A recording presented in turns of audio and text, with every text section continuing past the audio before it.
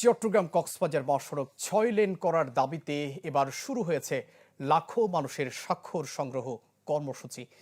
সকালে নগরীর press club চত্বরে এ কর্মসূচি শুরু করে চট্টগ্রাম কক্সবাজার মহাসড়ক ৬ লেন বাস্তবায়ন পরিষদ, যেখানে অংশ নেন নানা শ্রেণী পেশার মানুষ। এ সময় কর্মসূচিতে সংহতি জানিয়ে সিটি মেয়র ডাক্তার সাদত বলেন, বাণিজ্য এবং পর্যটন সহ নানা গুরুত্ব বিবেচনা করে এই সড়ক ৬ লেন করা জরুরি। এজন্য দ্রুতই সংশ্লিষ্ট কর্তৃপক্ষের সুনজর প্রয়োজন। আয়োজকরা জানান, শিগগিরই কোনো আশ্বাস না পেলে সামনে সড়কটিতে পদযাত্রা সহ আরও কঠোর কর্মসূচি পালন করা হবে। বিভিন্ন দলের নেতা, পেশাজীবী সহ সর্বস্তরের মানুষ এ সময় উপস্থিত ছিলেন। উন্নয়নযোগ্য বলা যায়, কিন্তু বাস্তবিক বয়সীমা যদি আমরা দেখি, অনেক 12, 13, 14 বছরের ছেলেরাও সেখানে মাইক্রোগুলো চালাচ্ছে। তারা সেখানে দ্রুত ট্রিপ দেওয়ার জন্য এমন স্পিডে চালাচ্ছে, তাদেরকে আমরা অবশ্যই আইনের আওতায় আনতে পারছি না।